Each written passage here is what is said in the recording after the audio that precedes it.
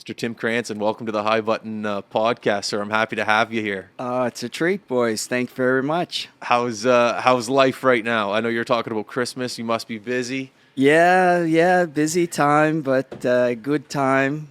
Just want to get at it, get ahead of it. Yeah. Because it comes in like a freight train. So I was in the mall a couple days ago. It's just you don't want to be there because you're going to catch a cold. One, you're spending money. Two, it's just all right. Get it out of the way. Get to enjoy it. Get ahead of it, like you said. That's right. Yeah. That's the key. Been going over your elite prospects and your stats.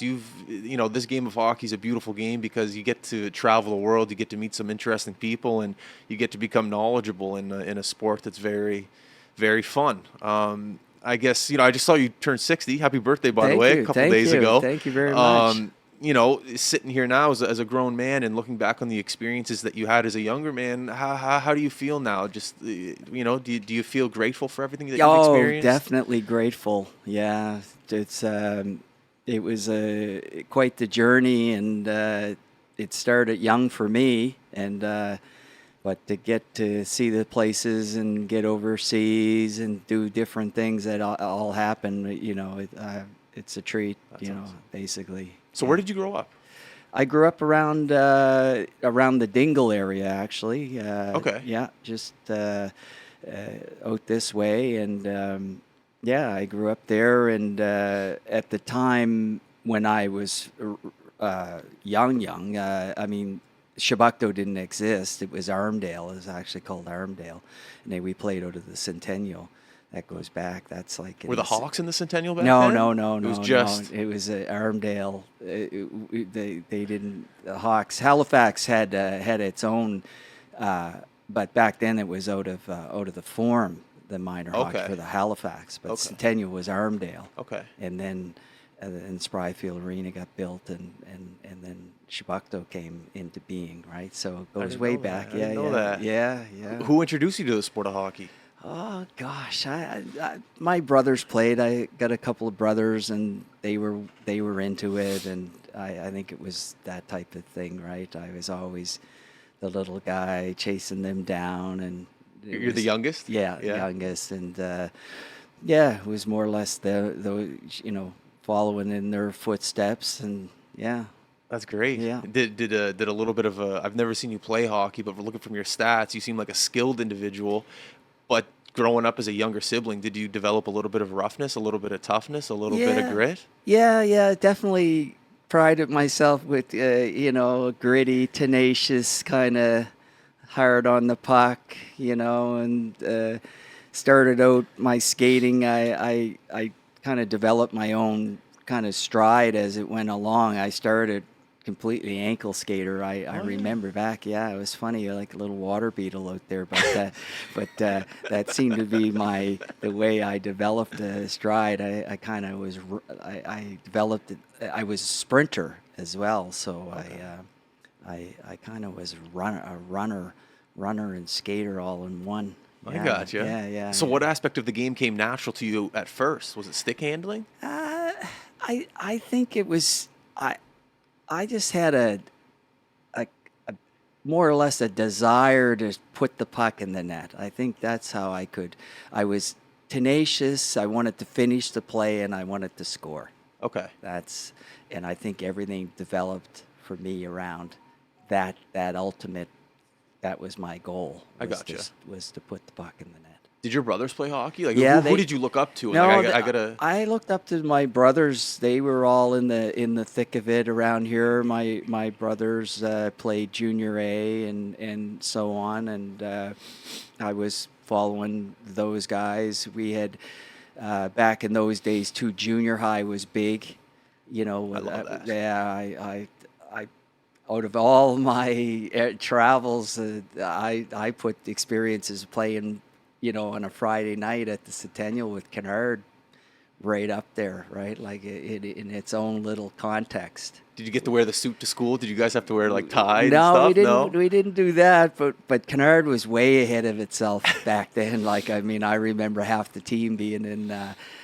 We took home ec, so we could have pregame meals and stuff like that. That's awesome. It was really advanced that way, and of course the whole social cheerleaders and And playing in front of your friends. Yeah, I mean, it was really advanced when you think about it, what was going on there on a Friday night. So That's I great. enjoyed that. Yeah, that's funny how those early memories of hockey, you can go play pro anywhere in the world, but just right in your backyard, it's like, yeah, some of the best experiences right there. I was similar with high school. I had 1 year high school hockey, just to this day, one of the best years of hockey in my life. Yeah, no Really doubt. cool. It was fun too because, of course, in the teams were always a little bit weaker. The junior high teams never had all the, so you got to go out there like a shark and just light her up. Right? You go to school the next day, the teachers are treating you with a bit more respect. Like, oh, I didn't know you did that on it's the like, ice. Yeah, right. So it was good. That's Good. awesome. Yeah. So just followed along there and, went through the Shabukto system and but it was kind of, I came out of that system pretty early, like right after Bantam. I made my move to Junior A, the old Metro Valley Junior A Hockey League. So I was only 14 playing for the Halifax Lions, so that was kind of a big jump back in those days because that was we're talking 77, so it was still a kind of fairly brutal league. Wow. In its own right. So you're 14, you're playing against 16, 17, 18? Well, it 19, 20? was almost like 20-year-olds back then. Like it was almost exclusively 20-year-olds. Wow. Yeah, with a sprinkle of play Acadia and have half the linemen from the X-Men show up for the playoffs kind of league. It was Wow. that type of era. Wow. Yeah. So what was the decision for the jump? Was it your parents saying you needed more challenge? No, what was the... No, it was me. I mean, I had really good years in Bantam. I did a lot of good, I had a good second year Bantam, provincially wise, and I was just driven. I just felt, I think my style of play had me in the box half the time in minor hockey. There was a side of me that I was like, I wanted to move on. I gave it a good go for trying out, and things went great. Wow. So I never looked back really. Were the Lions at the Forum back then? Yeah, we were at the Forum. Al Hollingsworth was the coach back then, and Wow. it was quite the experience. Yeah, Did you wear visors back then, or was it you just nothing, just the helmet, just if that? if that. No, right, so back then no one. Yeah. So what did you wear when you were 14? When Oh you were up no, there? you just a helmet. Whatever the trader gives you. That's right. Yeah. I mean, they give you that era. Like the perspective was famous Jimbo was just still playing at Dal. Oh wow. In '77. So Yeah. because we played them. You played for Dal too. I played for Dal. What year would that have been? 80, 79, 80, probably 82, 83. Wow. Yeah. And you're back in the wooden roof, the rink. Yeah, the old rink. Yeah. No. I do know that rink, but that they had just built the newer rink. Tell you Yep. the truth, in 82, 83. But the one that they tore down Yeah. like 10 years ago, that one. Yeah, that one. Yeah, with the wooden roof. What- It has it's like there's wood all yeah, in the roof. that's true. That's right. That's right. Okay, I was thinking of the rink previous to that. Tell you the truth. I didn't even know there was a rink previous to that. Oh yeah.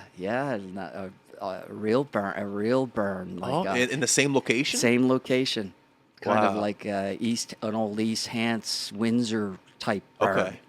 Right, wooden crawl down out of the stands type. Yeah, so that was before the one we're talking about. I didn't know there was Yeah, another rink before that. Yeah. I just remember that Dow rink from the wooden roof, and it had a distinct smell from the roof. Yeah. Because I don't know what kind of wood was on the roof, but it just smelled, and Yeah. when you walk in there, you just know where you're at right away. Yeah, no, I did that for a year when I came out of major junior. I was thinking about life, and but I knew I wanted to go play pro somewhere. I didn't have I couldn't stay focused to just play Yeah. university, and that was it.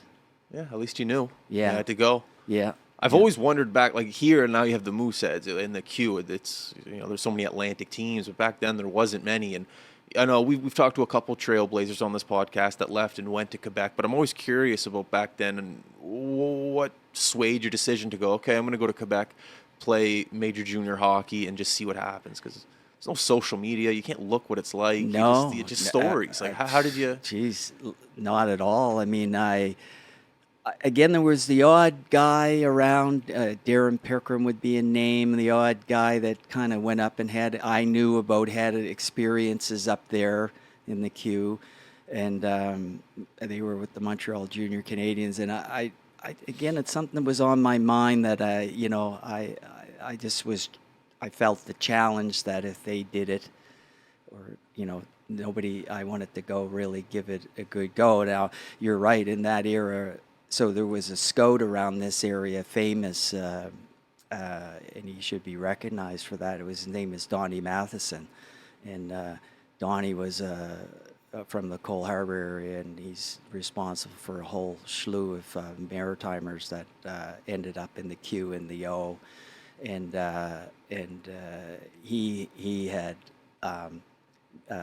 lined me up with Sherbrooke, that had a tradition for Nova Scotian players. No way. Yeah. So guys like Kenny Johnson, Cape Breton, a lot of Cape Breton guys came there, and so yeah. I mean, but it was still the endeavor to get there. I mean, I was 16 years old and put my skates and stereo in the car and drove without a map.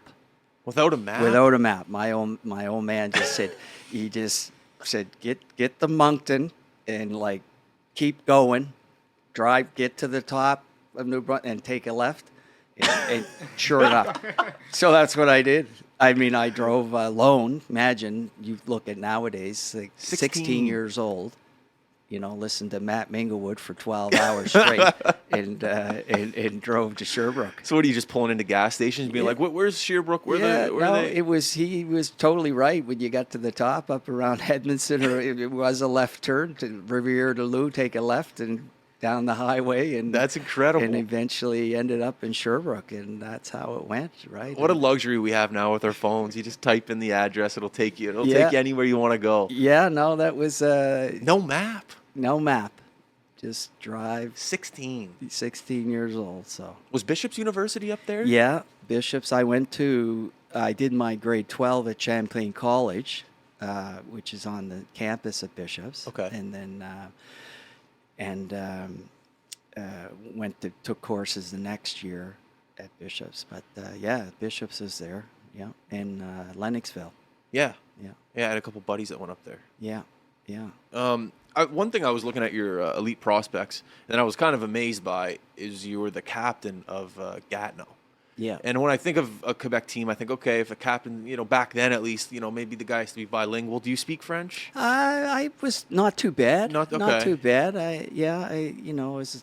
Well, the question is, how did you fit into that role as an English guy, being up in Quebec as a captain of Gatineau, a pretty historic franchise? Yeah. Well, it was set up because of the years before. I was in Sherbrooke 2 years, and I had pretty good success there, and was earned respect around the league. Yeah, I was the top 10 scorer in all-star team, and so it was just one of those when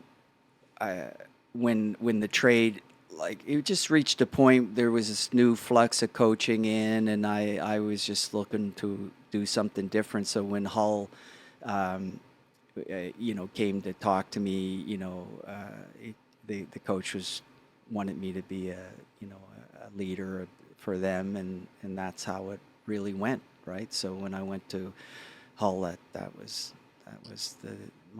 my role. You fit into it well. You liked it. Yeah, you ran with it. Yeah, it was good. I enjoyed those years. It was great. Some great players were around in that era. Yeah. So that's great. Good stuff. I was wondering things around here in the summer with like the skates with Sid and all that. They're famous. I was wondering what kind of skates were like in Halifax in the summertime. Well, back in the day. Yeah, well, there would be still a sprinkle. I mean, guys like Mike McPhee would be around in town in the summer. I mean, even Ricky Bonus was still kicking around in the minors and stuff. So there'd be a whole assortment of guys that would find them, like, again, it wasn't an era of social media and cell phones, but somehow we just found found each other in a working out. Like we did a lot of good stuff out of Dal and Civic and that. Like you Just practice at Dow? yeah, Like, yeah, yeah. a lot of scrimmage, and there was always American League, pro guys around too that stayed around the area in the summertime, right? The Yeah. different the Citadels and all of these guys. So we just found a way to similar to what they do right now. To tell you the truth, Oh, they're yeah? like whatever pros are. If they find a way, that type of player finds a way to get themselves together and get a workout in. Did agents ever come into play with getting all the boys together? Like, all No, right, guys, look, Dalhousie, 4 o'clock, be no, there. It no. was just the boys Yeah, getting together. it was just the boys. Yeah, yeah. There was no organizing like you see now and stuff. Wow. And the way like we were talking earlier, when you want to travel for hockey, there's so much information now. If you want to do research on a team over in Europe, you can. You can call a buddy, ask them, some stories. You can look at photos on their Instagram and just get a feeling for what's going to happen. And for you to travel all over the world and go to Europe and play, let alone going to Sherbrooke, that's a whole other thing. But going across the big ocean to the other side of the world, where do you get your kahunas from? Well, I mean, it's funny. I got a spark from the whole European thing. I have to trace it right back to the '72 series. Tell you the truth, in the whole Russian that impact of that series, Team Canada and Russia. I mean, I was just marveled with the Russians and the skating and it always stuck in my mind that was something I wanted to do, was to go to Europe. Really? Yeah, so I had that always in the back of my mind, and so I didn't pursue the pros here. I was asked to be in certainly hook up in the minor league as a starting point. I look back and wonder, like, getting no agents or something. I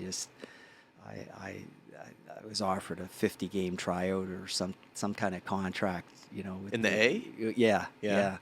And Claude Morel himself called me, Oh, no way. from the Canadians. No way. Called my house. I was just like, yeah, 50 games, and I never even thought about, like, oh yeah, just do some time in the minors, and Yeah. I just was like, nah, I'm gonna go over to Europe. Any regrets on that decision? Nah, Or you're happy with what you I'm did? happy with it. Yeah, Yeah? yeah. I mean, it was probably would be different if you had agents and that, right? Yeah. Because the same kind of player, like the Gilmores, and all these are the guys in the thick of it where I was. Yeah. But I just in my mind, I wanted to. I blame Tommy Coolin. Actually, Tommy got me lined up in Holland, so I just, Claude Morel called, and 2 nights later, I was on a plane to Holland. Wow. Yeah. What was that first pro hockey experience for you, going, wow, I'm a pro hockey player? Yeah, it was good. I mean, I have to really say that the first feeling of a pro hockey player came playing in the Newfoundland Senior League. Really? I actually went there before I went to Europe, and I mean, Newfoundland takes their hockey pretty seriously, and that old Newfoundland Senior League was, it was a paid gig, and people bought tickets. It was the hottest ticket in town, like, type of thing, playing for Corner Brook. So you got an experience of being a pro, right? Like, what it was all about, like the idea that, rain or shine, you gotta play, right? And yeah, Europe just brought on a different dimension for that, Yeah. yeah. So, you realize what happens there is you just, you're a forward, they're paying you to score, right? So you have to make certain adjustments, like you have to be on the board. It's that simple. Or it's a what are you doing for me now business. Yeah, you have to score. You have to be on the board. I remember one time in Switzerland, I had scored 3 goals one game. I think I was third in the league scoring, and the board of the hockey team brought me in, and I thought they were kidding at first, just they were actually. I had missed a couple of breakaways too, right? In this, but had 3 and I don't know 5 points or something. But they were genuinely asking me like, how can you miss like how can you miss a breakaway? Like you're the profi. They call me the profi, like the professional. And I thought they were joking, but it was like they're serious. They're serious. Like we're paying you to, like you missed a couple of breakaways. Like what's up with that? Well, what's your response? I was just like, right, yeah, I yeah, don't know. geez, I'll try to do better next time. Yeah. The ice is shit. Why don't you get what a better? about good job? You're third in the league. I thought you were going to say that, but And you want to raise? No, no. It's just see, you learn. It's I. It is really a lot of North American players, Canadian players don't get that though. Don't like to this day. Don't make like. They're rounded out in a different way, and they do have production, right? And they do, but in some of those leagues like that, your job is to score. Like that's how you keep a job. That's literally it. Yeah. So you have to dial yourself in that's you're going to live or die with that. So Wow. that was interesting. Yeah, I bet. Yeah. We skipped over Newfoundland for a bit. What was the living situation like in Newfoundland? How close were you to George Street? And was it a distraction? I was in Corner Brook. Oh, Corner Brook. Yeah, Okay. But just as a sort of a. Is there a George Street in Corner Brook? There's a couple. In every town in Newfoundland. But it was great. Oh yeah. Yeah, and in fact, they had a famous club called Tall Boys. It was. Like something like our old Palace or Misty Moon, right? Legendary spot. And I actually rented out it was called the Band House. So it was attached to that bar. So I had like the upper floor, and then whatever band came kicking in the weekend had the lower floor. So you can imagine that type of a setup. That's great. That's your first year pro hockey too in Newfoundland. What an experience! Yeah, Did you have any buddies in Newfoundland? Oh too? yeah, Did to you? this day, yeah. No, nobody from here at that time. But I later there was, I rejoined them when I came back from Switzerland one time. I joined up with them in '86 when we went on the Allen Cup run. But back in those days, no, it was just I just again. First time drive, up to North Sydney, ferry, Port aux Basques. No map. No map, snowstorms, right? Trans-Canada, Corner Brook, really different. But that's crazy. Just tremendous experience in people and hockey, great hockey. Wow. Yeah. There's a photo of you on Google, and you're carrying a 2 for a beer. Do I have to bring it up, or do you know no, it? You know I know it? that one. Okay, Yeah, I was wondering what the story was behind that. Well, they would give that's for winning the man of the match. That was your present. What league? That was in Sheffield in the British League. Okay. Yeah. So you get man of the, so it's like an MVP of the game. You get a 2 for a beer. Yeah. It's great. On the shoulder. Yeah. You just walk off. Yeah. Well, that's great. Beer? You'd rather? That's good. Beer, right? It saves. Burn it off. Burn it off. Spread it around. The boys always have one of those, right? So. Jeff sent me a clip of an MP3 file of it sounded like a soccer announcer, but it was you scoring a goal. Yeah. And I was wondering if you could explain the context behind his excitement. Yeah, well, I mean, that particular announcer, he's well known in British sport, Bob Ballard, but I mean, the Brits take their sport very seriously, right? Any sport, the commentating is always like ramped up, right? And that was particularly ramped up because it was a B pool in '92. And we won it, and that put Britain in the A pool for the first time since 1964. So that tournament, and then the next year in '93 in Bolzano, we played in the A pool against Canada. Russia were in our group. Okay. And so that tournament was the first time since '64 Britain had been in the A pool. That's a big deal. Yeah. Since '64. Yeah, since '64. Yeah. That's incredible. Yeah. So, what was it that you liked about Britain? Like the culture outside the hockey, the people. What the people, great. yeah, very, on really, it was refreshing coming out of the different German speaking, you learn, like I had played in Germany and Switzerland a few years, Germany, Holland, Austria, just communication wise, you're always nitpicking your way through the language in these places. But when you get to and I started in Scotland actually, and when you see the connections with Nova Scotia and Yes. and so I felt that it was culturally and everything else I really enjoyed it. That's great. Yeah, Spangler Cup. yeah, You yeah. played in it. I hear some incredible things from that tournament. Yeah, From fans and player side. yeah, it's was unbelievable. It was '86, I think. I was playing in Germany, and Davos, the host team, is allowed to pick up 5 players for that tournament. And the coach Ron Ivan, he actually I was doing pretty good in Germany, and he gave me the call, and it's like, I don't know, the rush of doing that, playing in that was just tremendous, right?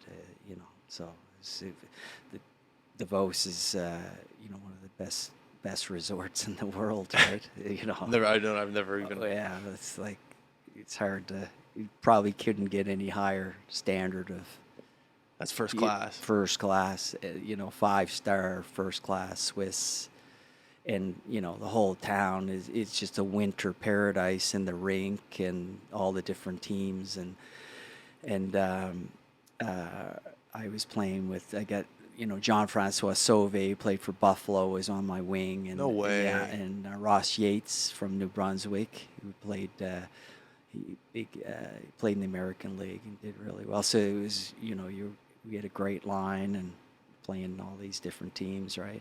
That's Right. awesome. Yeah. Did you enjoy playing with new teammates, or were you a guy that got frustrated because there's no chemistry? No, no, Or no. did you played well with new Oh, players?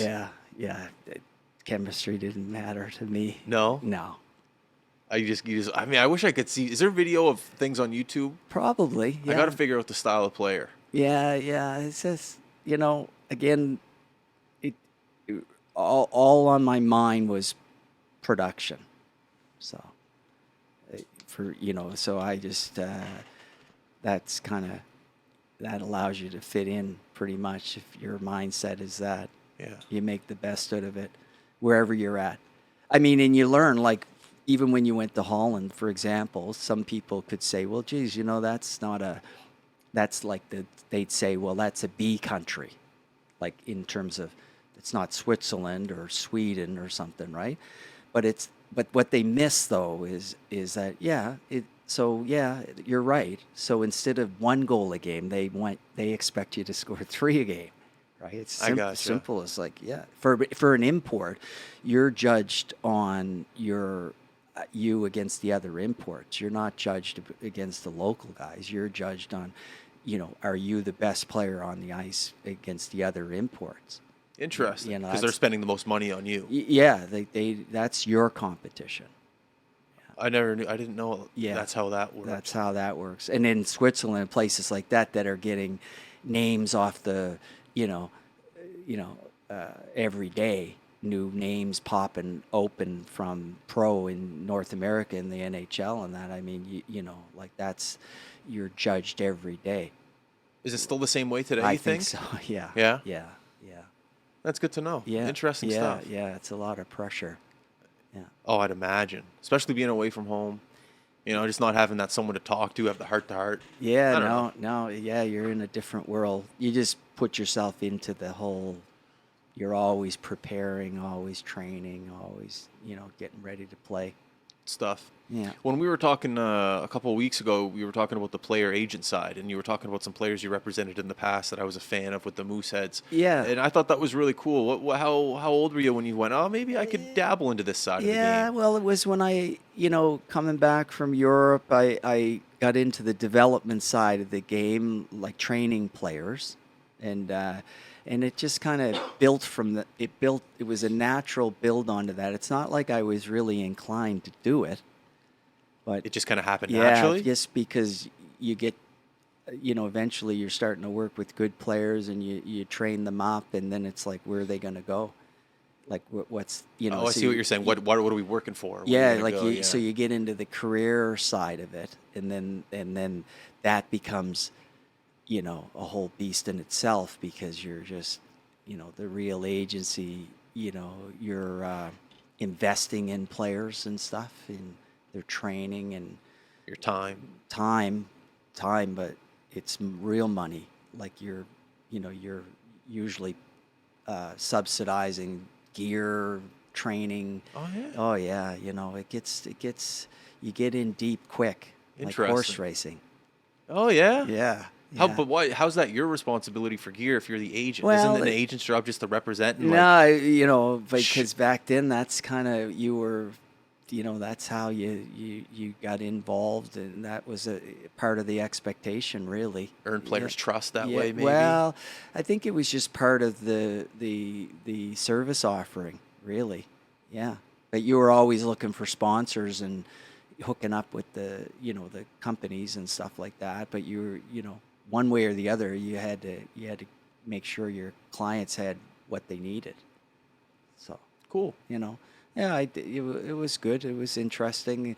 I mean, I started because all the different connections I had around the world. I started bringing European players over to the CHL, Mooseheads included, and then What year would that have been? in early 2000. Yeah. Okay. Yeah, Yeah. yeah. So guys like Peter Vrana were my client, and from the Czech, he plays in. I remember Varana. Yeah, Got his Vrana. autograph at Sobeys. Yeah, yeah, Yeah. yeah. Yeah. Right on. So different situations, and yeah, it was good. I enjoyed it and did a bunch of drafts. You're always flying taking all the different groups to the draft and all of that cauldron of stress. There's the financial aspect of Yeah, it. yeah, that's expensive. Flying. Guy Players coming in from all over the world.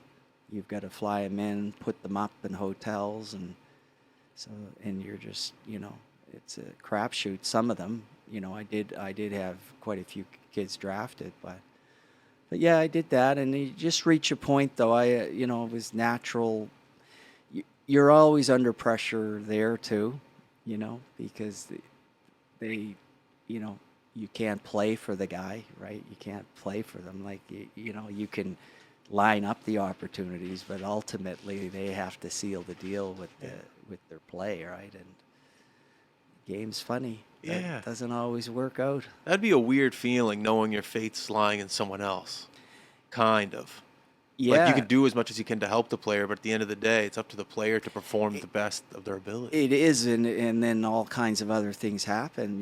Like teams. There's a rollover of staff all the time in the NHL, and if teams that drafted you are now changed their whole personnel, GM, scouts, and all that, before you know it, you're.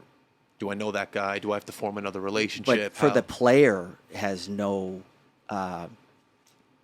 Not so much for the agent at that point, but for the player, he has no connection He doesn't know to what the his- people who drafted him are no longer there. They don't know who he is as a player. No. Like, okay, it's And a they're whole- looking to bring everything. Hockey's notorious for wanting to bring in their own players and their own identity, and Guys they've been with in the And that past. happens all the time. There's players get lost in the shuffle all the time like that, right? So, and that you're wearing that as an agent a lot of times when you're like, that's out of my control, right? That there's a whole new staff in there. And it's tough not to speak negatively about a whole situation. You don't want to be the guy there just shitting on the system. Yeah. But it is the system. It's the system, yeah. Oh, yeah. I don't speak negatively on it. It's just that's the system, as they say, the business of it, right? So the business parts of it that you can't control, can cost a lot of time and money and relationships, and it's just out of your control. What was one thing that you think you did really well with bringing offers to the table? Like, what's one aspect of your personality that you thought, okay, great, I'm okay at this? Yeah, just again, hard work, and track, making connections to people, especially when they come in, swing in town, and the different scouts, and you know, a lot of work though. Tracking them down, and when they're in town, and playing the role to get to know them, and yeah, just making relationships like that. But it works out. Like you have to do it, right? But it's amazing. Like you think back, I think back at some of the stuff I did.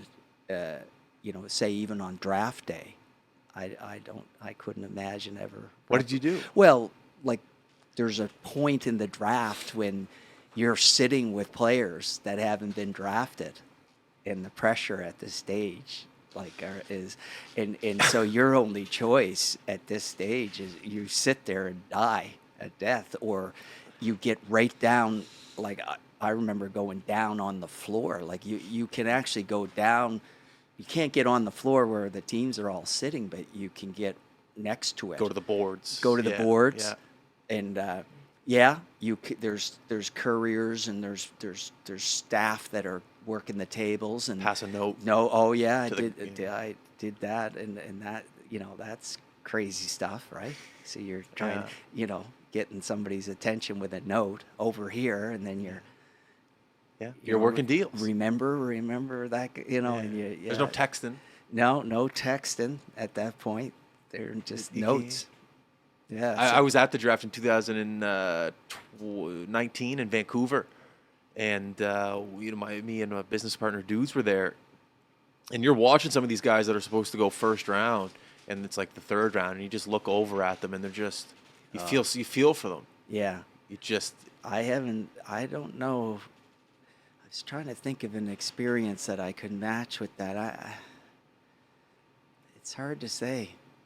I think it's so unique, that cauldron, that when everybody comes in there and bellies into that draft, that I'm not sure, maybe finals of an exam or something. Like, is there that much pressure? Well, it's interesting how the kids coming up, like everyone's telling them, Yeah. You're great. Don't worry about it. You go first, second round. You're gonna be fine. That's a real shot of reality, that draft. Oh, for a lot of them. Because their whole life coming up. Yeah. In band and pee-wee. Yeah, they had to try out and make teams. A lot of them, obviously, they never really had a problem with that. Some do, but not really. But that day is a day of reckoning, right? And like you say, how easy it is to slip, right? Once you start factoring in all the players in the world that are eligible, on that day. Yeah. Right. Like like Europe and that everywhere. Happens. I'm not going high school in the U.S. and all the relationships that are on the floor. Like there's U.S. guys are usually pro-U.S. guy, Western guys are usually pro-Western, Ontario, so on. And you're just you realize how quick you can slip out of the picture. And like Detroit randomly drafts a guy from like Kazakhstan. You're like, what? Yeah. Like, who's this guy? He doesn't even have a. Yeah. Like, how many times do you see that? You're watching the draft on TSN and they don't even have highlights of a player. No, I know. It's just who? Yeah. Or the high school kid out of the U.S. Cale Makar was that guy, kind of. Yeah. Later, it's like, who? And then it obviously worked out. But I couldn't. It's so many emotions. You're pissed off. You're frustrated. Yeah. You got to be patient. Yeah. It's a good example, though, like an exam, like a test. Yeah, that's what it felt like. Yeah. Yeah, that's good stuff. Well, it's cool that you got to experience all these sides of hockey. Yeah. I mean, it was, interesting when I thought I was even finished or going to retire. I mean, I then had got my British passport, and that kicked in, with unexpectedly 4 more world championships with Britain, right? So, and when you're in that and in a couple of Olympic qualifying tournaments and you got to really, I was right at this, like when the USSR and all that split up and all those satellite countries came out of nowhere, the Latvias, the Lithuanias, like places you never even thought about. Even a Slovakia, we met them all. You would play them all, like in different qualifying tournaments, and even all their NHLers like an Urbe would come back for Latvia, or Peter Bondra would come back for Slovakia, and it's quite something, right? What a sport. Yeah, you got to see all of these different, that was pretty cool. Yeah. And now you're on the side of the parenting. Yeah. You're a hockey parent. Yeah, You're on hockey the other parent, side of just it. up there with a coffee. Yeah, yeah, Right. up there with the coffee. Checking it out. Yeah, I like that. You like the hockey parent side? You don't. It is what it is. Yeah, yeah. I mean, I'm involved with coaching, or I was anyways at minor. Yeah. This year I'm on the minor. I'm just happy enough to be up there with a coffee. It's good, right?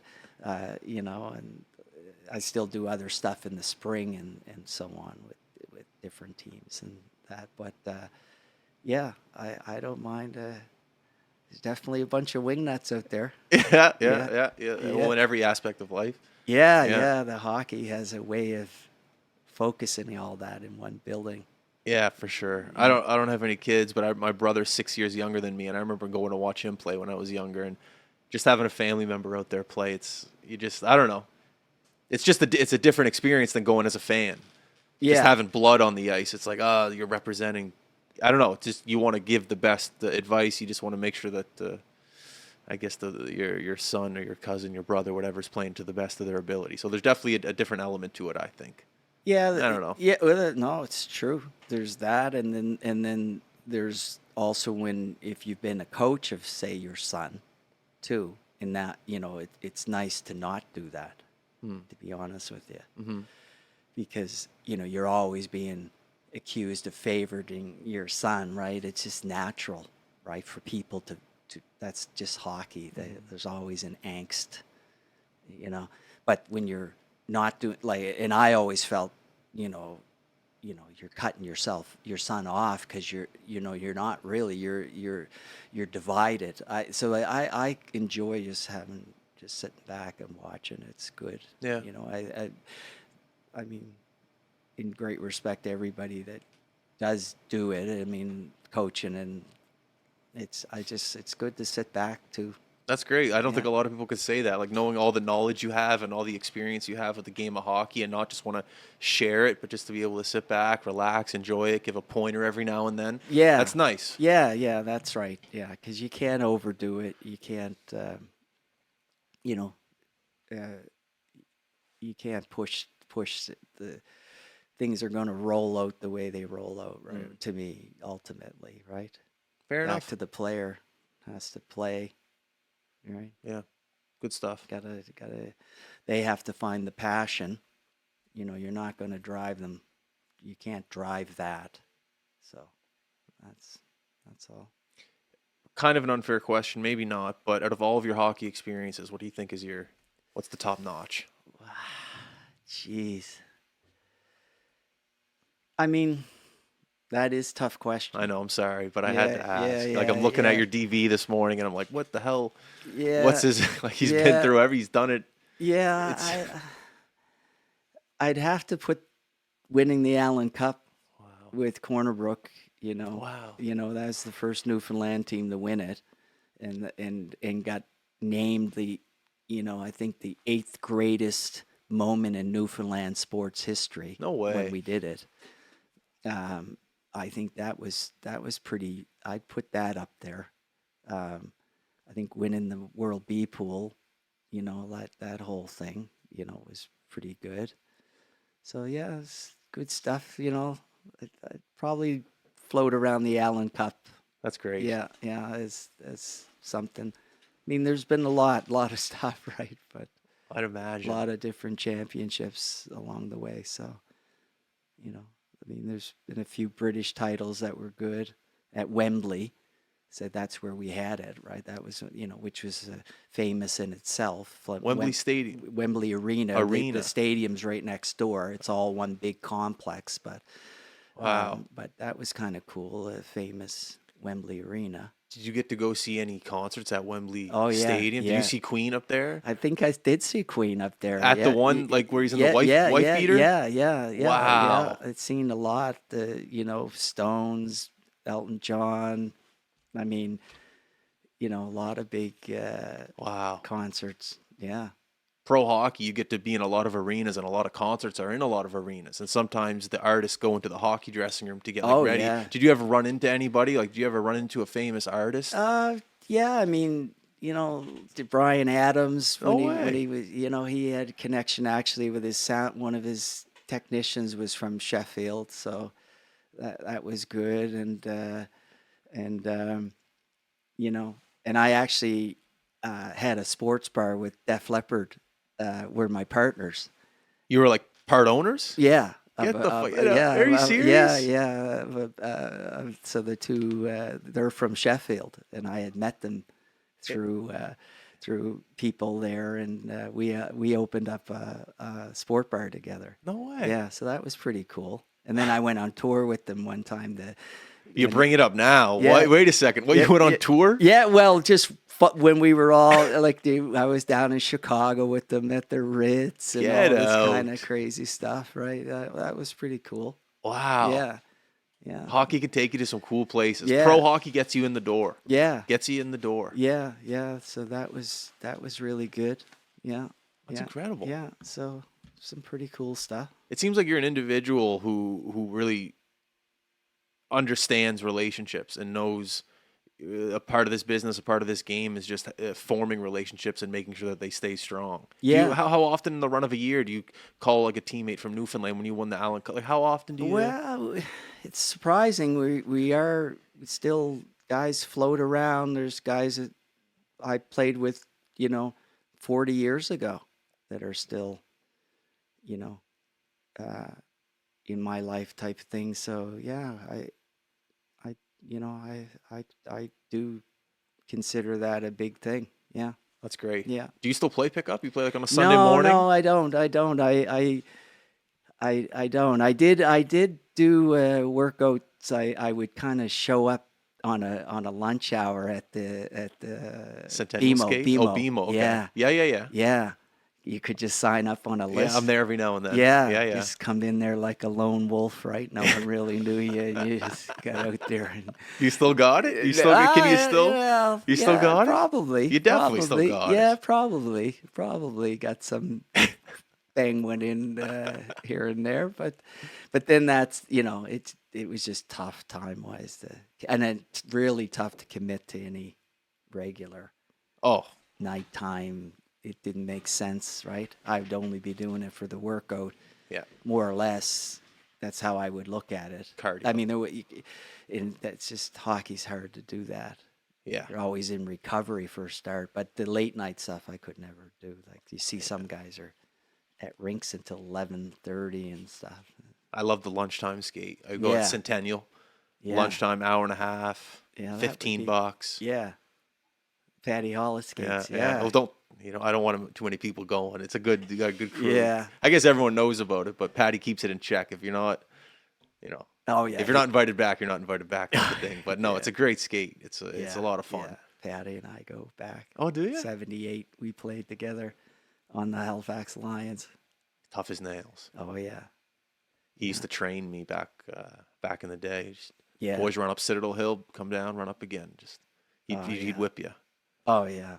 I used to do some train back in the junior. I was training I used to train with Ralph, not me with but in the same. Yeah. Get in the ring, but Patty would come in too and spar with him. It was quite something to see that back then. 'Cause Wow. Ralph was Canadian middleweight champ, and Tom Mulkusky was his trainer, and Patty would get Oh, in yeah. there as long as he could last. But Ralph is, our Rocky, right? Where did the boys train out of? That was at the Legion. That was at Legion down on almost Salter Street. Right downtown. Okay, yeah, like downtown. Downtown, yeah. In the basement there. There was a Legion there? Yeah. Okay. Yeah. Old school place. Is that like the whole hockey crew would work out there? No, I just was something I You just went there? did to keep an edge, went and I knew they're, family friends, the Hollits, and so I went there and Al McGinnis used to actually, when he was playing for Kitchener, would come up, find himself in there too. I don't Oh know. yeah. Yeah, it was strange. Wow. Because yeah, he's out in Cape Breton. Yeah. Fort Hood, yeah, but Port he Hood. would He come in the somehow, city. yeah, he come into the city, still playing for Kitchener Rangers. Wow. Yeah, so yeah, they were good stuff. Yeah. Back then, it fascinates me how people in the summer moved around to train for hockey and just the ice time. Oddly enough, I'm just interested in it. Just knowing back then all the legends that come from this part of the world that played hockey and how everyone came together. Because they do it now and it's such a legendary thing, the Crosby skates. Oddly enough, just back then it fascinates me. But Yeah, good no, stuff. it's true. It's true. Had the same kind of group. I just figure a lot more information was passed along. Like I feel like everyone was trying to learn from everyone back then Yeah. because you just couldn't go look at it on the internet. That's just my thought process on it. Yeah, but the point really though is you'd be surprised how many pro guys are around this area in the summer. Well, this You know, job's taught me that. Yeah. yeah, friends of this, of that, who's in town training at Yeah. any given time. It's amazing. Yeah. Yeah. What kind of curve did you use? Uh, I don't think we had patterns back then, right? Oh, So Jesus, yeah, Justin, my apologies. yeah, no, it was the old, Just give me whatever you got. well, it was a heat that sucker up and Oh, yeah, put, yeah. put your foot on her and give that. I would say I would say nowadays it's probably similar to a P29. I would think I don't even know. I don't even know what No, that is. I just go. no. It's Crosby or it's a. Yeah, he's a P29. Yeah. Yeah. P29. There yeah, you go. Yeah, and then a little more toe is a P28. Okay. So I would say a P29. So when you go to Gatineau and you roll in there in the summer, how many sticks are they giving you right off the Well, bat? it's Like funny you training should camp. say that. Before that, though, when we played in Sherbrooke, uh, Sherwood factory Yeah. was there, which was amazing in its own right because we would go there as a team and that's where you get your custom sticks made, like dozens, endless. Were they printing your name on it? Oh, Cranston? but on the ceiling when you walk in there, where all the original blades from like Guy Lafleur would be hanging from the ceiling, or No. whoever used a 50-30 or Featherlight, like all the models of Sherwood, which was a big stick back in the in that era in the Yeah. 70s, Yeah. right, 80s.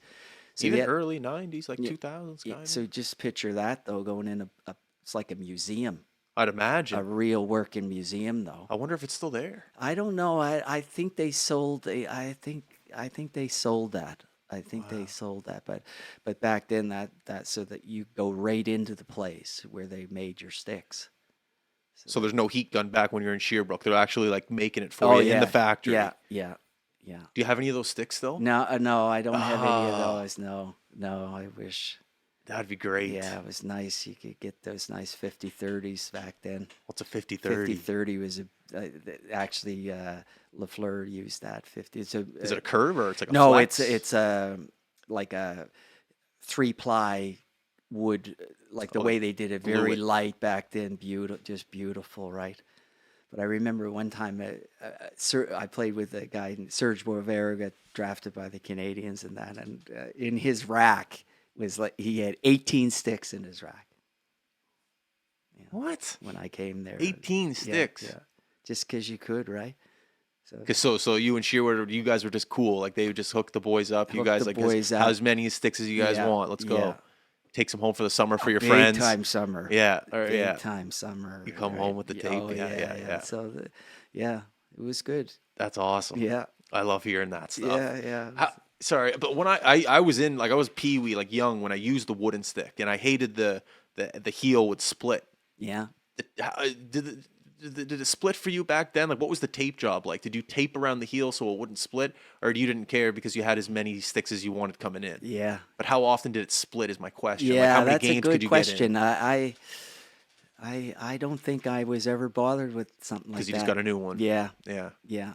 It was endless supply, so I don't think you even worried about that. That was always a debate with me and my old man. I'm like, Dad, come on, like it's split the heel. I need a new one. It's like, no, you got like 4 more games left in it. But Yeah. like the thing is just split, and but now these sticks you're just years you can get out of them. At least if you play just beer league. But the sticks now, crazy. Yeah. Nowadays, it's the cheaper model of the those sticks, the toe goes. Yeah, The toe they're so splits. thin. Yeah, they split. but the heel's great. Yeah, yeah. You're righty, lefty. Lefty. Oh yeah. Yeah, Draw, like centerman, winger, yeah. Center. center. Yeah, pride on the draws. You good on your backhand, or you're better on your forehand? Just different times, different, Whatever it takes. all different combos. Yeah, yeah. Yeah, I used to like to pull, let the guy think he won the draw, Yeah. but I was actually circling in behind. Oh, just like a little. Yeah, just a behind him. little circle pattern. Yeah. He'd think he won it clean here, but I was like coming back this way Interesting. underneath him. A Interesting. lot of guys couldn't handle that one.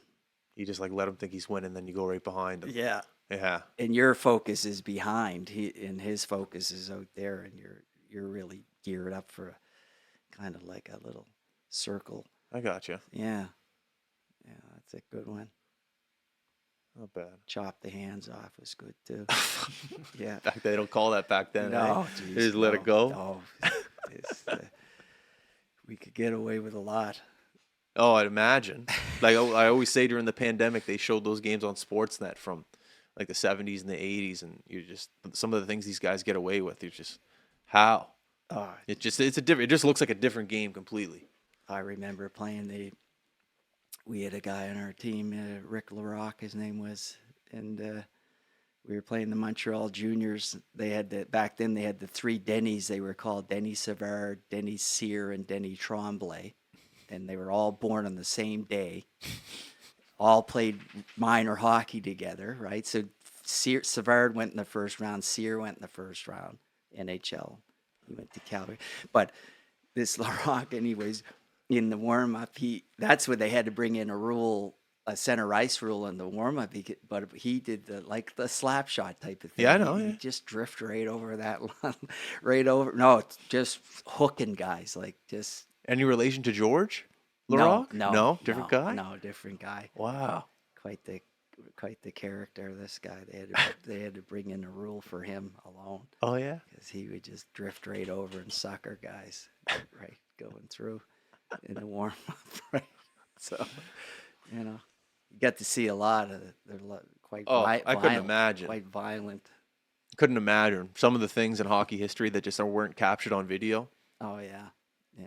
Hence why we like doing our job. We love video. We love hockey. We love making memories. It's Yeah. what we do.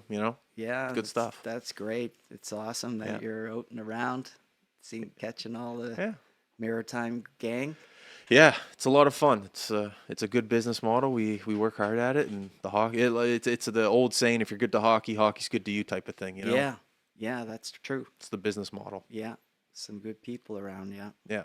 So where do you focus all this hard work and energy now? You said your whole career you focused and you got to places through hard work. Where do you focus that hard work now? Yeah, and it's a lot laid back now, but I'm just happy enough to follow my son around, seeing in his different sports. Hockey's one of them. Yeah. He's a character. Proud father. Yeah, proud father, watching him go, Awesome. He's a good paddler too. Oh yeah. So, yeah. That Masquaw. He's at Binook. Okay. So all that kind of stuff. But the hockey's full on travel, Yeah. We're down in the States, all over the place now. So Do you ever run into like a buddy like, we used to play together? When you're yeah, down- oh, yeah. you do. That's the best. Yeah, that happens still. Yeah, The yeah. best. Yeah, oh yeah. Guys are everywhere, right? So, Everywhere. Yeah. So It's a great game. yeah, it is. I have to say, yeah. Awesome. Well, Tim, I want to thank you for coming on the podcast. You were a great guest. Ah, Great Thanks stories. for having me. Yeah, we could go on. Yeah. Absolutely. Yeah. We'll have to get you back on. We see you at the rink all the time, Yeah. so we'll get some more Yeah, stories sounds mustered up good. and we'll get you Yeah. back. Guys, thanks for having me, and wish you guys all the best too. I appreciate that. Thank you. All right. All right. Take care. Everyone listening, thank you very much for tuning in. This is coming out Monday, so beginning of the week, work hard, have fun, do what you got to do. Merry Christmas, happy holidays, and we're out. Peace. Boom.